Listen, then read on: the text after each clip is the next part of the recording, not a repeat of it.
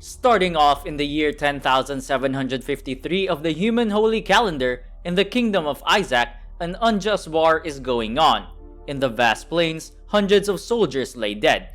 As a white-haired girl sits wounded on the ground, the king of Isaac's kingdom renounces her right to inherit the throne of the house of Becher. The girl repeats the word vows as she smiles and looks at the king. She then questions the credibility of the vow that the king has just said.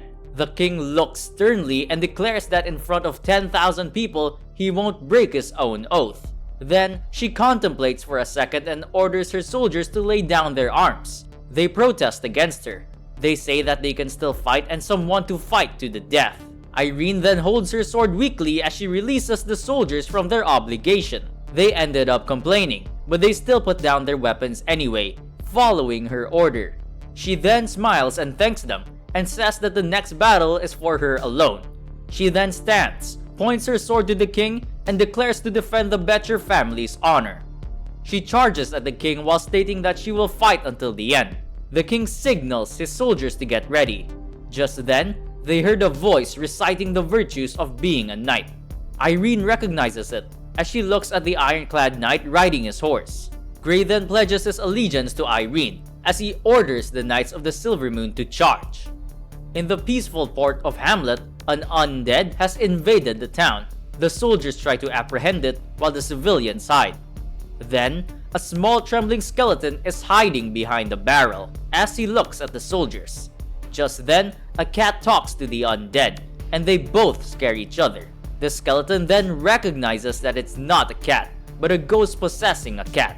The cat then questions the undead what it's doing on the surface, instead of staying in the abyss. The skeleton proceeds to tell his story, how a sorcerer transforms it into a skeleton soldier. It then tells the cat that he flees from the sorcerer while stealing some of his treasures.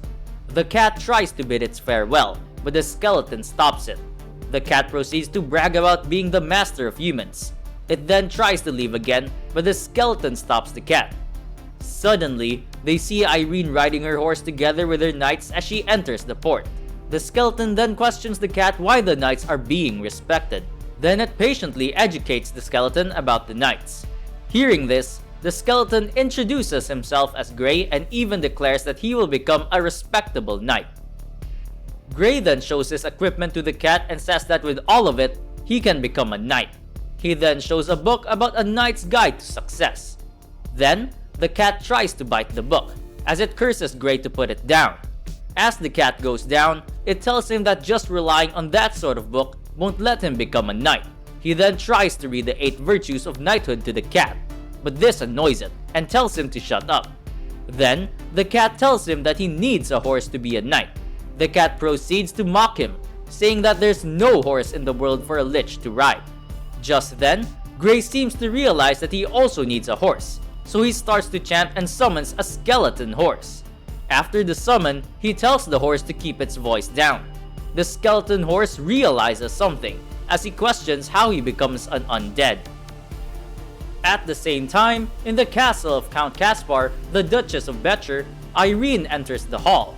The fat count greets her as his niece, while she also greets Caspar as her uncle. He then says how lucky his stupid son is to have her as a wife. She seems to be confused about this, as she tries to divert the conversation about inheriting the title of the Becher family. Just then, Count Caspar mentions her half-brother, and hearing this she becomes agitated. She tells him that her father didn't have a bastard. Count Caspar then shouts at her, saying that the king already declares him to be the one who will inherit the title.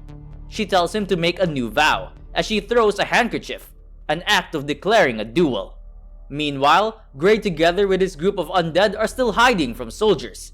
Tenedos tries to support Gray in his dream to be a knight, while the cat keeps on dissuading them.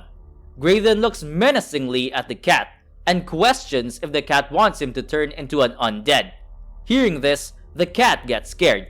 It gets up and says that it will try to turn him into a real knight. At night, while trying to find Gray, one of the guards asks his companion if he found anything. While yawning, the other guard suggests that they should assume it to be dead, because it's already an undead. Just then, the 2 guards see a person wearing knight armor, together with a horse and a cat. As Gray passes by the guards, one of them calls to him to stop and advises him to find a hotel. As the guards leave, Gray happily claps his hands and praises himself for being a genius.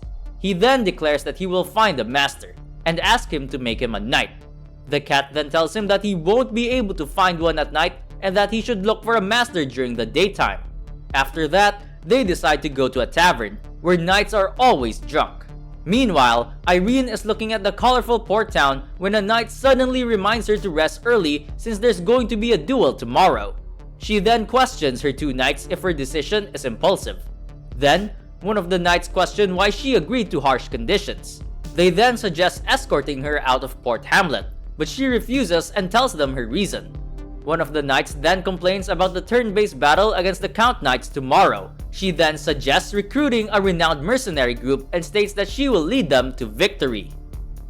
A beautiful girl welcomes Gray into the tavern and tells him to follow her. Meanwhile, two Red Scorpion gang members are looking at Gray and assume that he's there to join their gang. While eating, the cat questions if Gray has any money, and he shows his one coin. The cat becomes dejected since it's gonna be a hard time for them.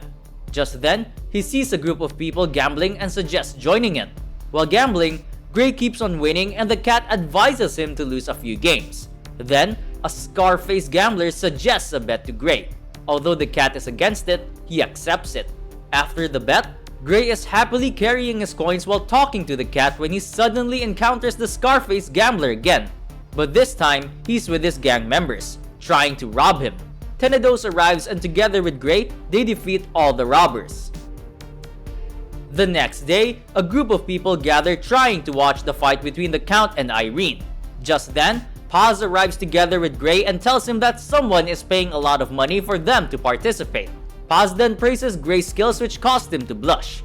Irene assigned them the temporary title of knight for them to participate in the upcoming battle. Meanwhile, Count Caspar is mocking and teasing Irene. A butler then announces the rules of the battle and declares the conditions that both parties agreed to when they win the battle. The surrounding audience is then surprised to notice how few the knights are on Irene's side, compared to Count Caspar. Irene then questions Euros if the mercenaries have arrived. He then reassures her. The tournament begins. The knights battle it out and Irene's knight takes the first win. As the battle goes on, Euros notices that they're being overwhelmed by the enemy's numbers. She then orders him to get the mercenaries, while he catches up to her plan of using mercenaries to exhaust the knights of the Count. The mercenaries are surprised knowing that they got called that early in the tournament. Euros hopes for them to win, while some of them complain of being outnumbered. Just then, Gray calls Euros to speak to him and asks if he can make him a knight. Gray then says he wants to be a real knight, not just a temporary one. Irene then interrupts saying her condition for him to be a real knight is by defeating 50 men in the tournament. Hearing the condition, Gray seems confused and even the cat can't believe that Irene is asking for too much. Just as the cat is about to refuse, Gray accepts the deal with positive energy. She then calls to her knight to return as she walks away. The cat then scolds Gray, but he reasons that it's only 50 men, while Tenedos can kick hundreds of them. The cat also tells him that if he wants to change the fighting method, he needs to win the sword fight first. Hearing this, he realizes that he doesn't know anything about swordplay. Back at the seats where Count Caspar is, he greets Irene. He then mocks her for relying on Red Scorpion mercenaries, while she tells him to just wait. Meanwhile, Paz was called to enter the ring. He then pulls his sword and states that good times are ever. Then, the Count is shocked to see how Paz easily defeats his knight. Seeing this, the audience cheers loudly for Paz. While biting his nail, Count Caspar questions who are the mercenary for him to win 5 battles in a row. Then, the butler whispers to him that it's the boss of the Red Scorpion mercenary. Knowing this, the Count smiles and states that mercenaries should know the consequences of going against the Count. Just then, the Count sends his new knight. Paz and the audience are shocked to see how gigantic the next knight is. Meanwhile, Gray is currently practicing how to wield the sword. In the battleground, the onlookers are scared looking at how big the Count's knight is. As soon as the 12th match starts, the giant rushes to Paz, smashing his mace into him. He dodges it and then strikes back, but the giant just laughs since Paz's sword breaks into 2. While he's in a state of shock, the giant takes the opportunity and smashes his mace at his back. He didn't manage to avoid it, sending him flying out of the field.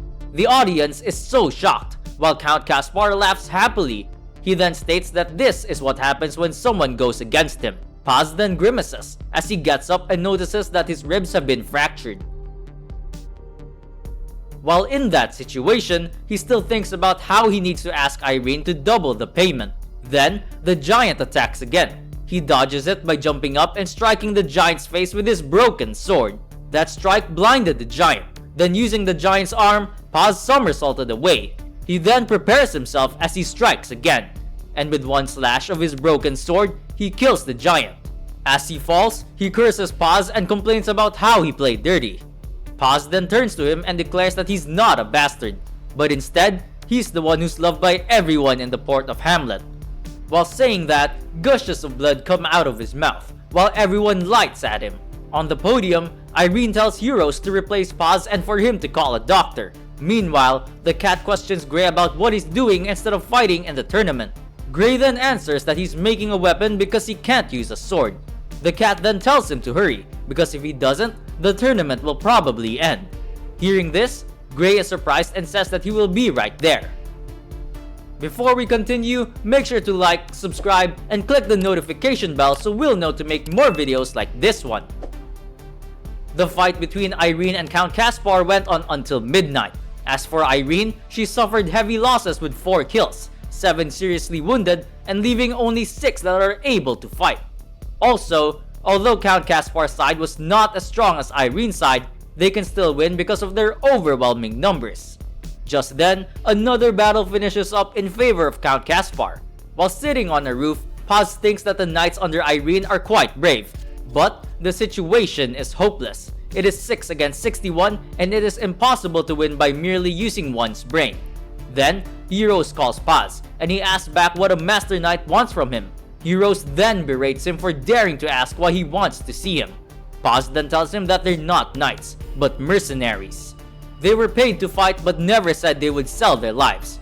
Euros becomes angry hearing this and tries to calm himself down. He then proceeds to question him about the guy who boasted about fighting 50 people. Paz then tells him that Gray is feeding the cat since he hasn't been called yet. Just then, another announcement came through in the win of Count Caspar. Euros then rushes to the battlefield and thinks that he's the only one that can fight. But at that moment, he hears something as he looks back. He sees Gray dragging a gigantic door. Gray then questions how many people are left on Count Caspar's side. Seeing this, Irene stands up and smiles, as she hopes for Gray to win. Euros tells Gray that the Count still has over 50 knights and that it's his turn to fight, to which Gray happily agrees. As he stands at the top of the gigantic door, he tells his opponent that he's ready, but his opponent suddenly surrenders, and everyone on Count's side doesn't want to go into the field anymore. The audience then notices that the gigantic gate seems to be from the Count's house. While everyone is curious about Gray's identity, Count Caspar is shaking due to anger. The butler then whispers a reminder to the Count. He then tells him that they still have a chance, as long as they can change the mode of competition to a cavalry fight. Count Caspar seems to be convinced by the suggestion.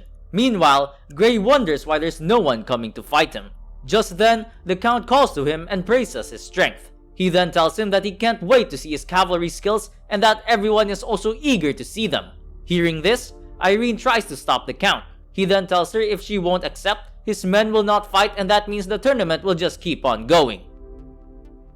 There's a glint in her eyes, but she knows that she can't afford to waste time, so she remains silent. The Count then turns to Gray as he questions him if he's willing to accept the request for a horse battle. Feeling a little embarrassed, Gray asks that if he accepts the horse battle, will Count Caspar send all his knights all at once? Then, the Count yells in excitement as he clarifies to Gray what he means. In a sulking manner, Gray tells him that if his knights stop coming out halfway through the fight, he won't have 50 people defeated. Just then, Euros shouts at him and asks if he's crazy. Count Caspar then enthusiastically accepts what he thinks is a wonderful offer. Just then, Irene interrupts and confirms Gray's name. She then asks if he's making such a request with full confidence. Gray then confirms it and says that he will bring victory to her. She gives her blessings to him. After that, Gray jumps off, and at the same time, Tenedos also jumps off from one of the roofs. Gray lands on Tenedos' back. Then, the butler orders that all knights should prepare for battle. They simultaneously charge at Gray, trying to redeem their lost honor. A bald captain shouts that there's only one guy that it's a perfect chance to regain momentum in one blow. He then charges with great ferocity at Gray and tries to pierce his head with a sword. Gray managed to dodge it. He then countered with a sword, but it didn't do any damage. The cat then berates Gray that he doesn't know how to use a sword. Meanwhile, the bald captain thinks that Gray is teasing him. As they run away, the cat questions Gray on what they're going to do now. He then states that since swords don't work, they're going to use the old method of Lich. He then casts superimposed quadruple magics, one after another. Seeing that Gray stopped, the bald captain thinks it's good timing. Just then, Gray, Tenedos, and the cat look at them menacingly as they charge towards them. With buffs from Gray's magic, anyone who faces Tenedos gets crushed. One of the enemies reminds his comrades to not panic, and that as long as they stab his horse to death, he will be defeated. But as he tries to pierce Tenedos' throat, the spear gets blocked by a magic shield. With one kick, Tenedos kills him, sending the enemies into panic again. One of the surviving knights looks at Gray and thinks that he's a monster. Meanwhile, Count Caspar is in a state of panic, as he can't believe what he just sees. On the other hand, Heroes is so happy that Gray actually did it. After the fight, Irene comes to Gray's side to return his sword. He then happily thanks her and reminds her that he already defeated 50 people in the tournament as part of their deal. While smiling, she agrees to fulfill her promise and grants him the title of a knight with a seal. The crowd cheered so loud, so in the spring of 10,753 of the Holy Calendar, a great knight was born who is going to change the world. After that, some people left angrily, while some happily cheered for him. The next day, everyone gathered at the castle to try collecting all the gold and gems being thrown by Gray. When the cat questions what he's doing, he answers that he's distributing treasures to the poor. The night before that, Irene bestows the title of Knight of the Silver Moon to Gray. She then looks at Gray and asks for his forgiveness for the modest pledging ceremony. She then hopes that he will walk alongside her in the future. Gray says he will and that he will fight for her until death. After the ceremony, a maid introduces the room where he will stay for the night. While jumping to the bed, the cat complains that the world has gone crazy since a lich like Gray actually becomes a knight. Just then, he laughs happily and declares that he became a knight. After celebrating, he didn't forget to bring up the book guide about knights. The cat then tells him to not make any noise, since it's going to bed. But he tells it to not sleep since he needs its advice. He then asks the cat where to find treasures and asks who the poor people are. The cat then answers his questions. And in the morning, because of the cat's explanation, Gray robbed the castle of Count Caspar and threw off the gold and gems to the people. In Irene's temporary office, she asks her two knights about what they want from her. Abby then questions if she is really going to trust Gray, to which she answers that she needs his strength. Abby then proceeds to explain that they don't know his past and that he didn't even take off his helmet during the pledging ceremony. She then tells Abby that suspicion is not a good thing, and reminds him that he is her most trusted steward.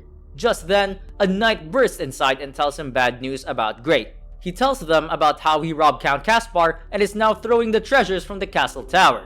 Hearing this news stuns everyone, while Irene's face doesn't look so well. So that's it for part 1. If you're enjoying this video, remember to like, subscribe, and hit the notification bell so you won't miss our next upload. Thanks and see you on the next one.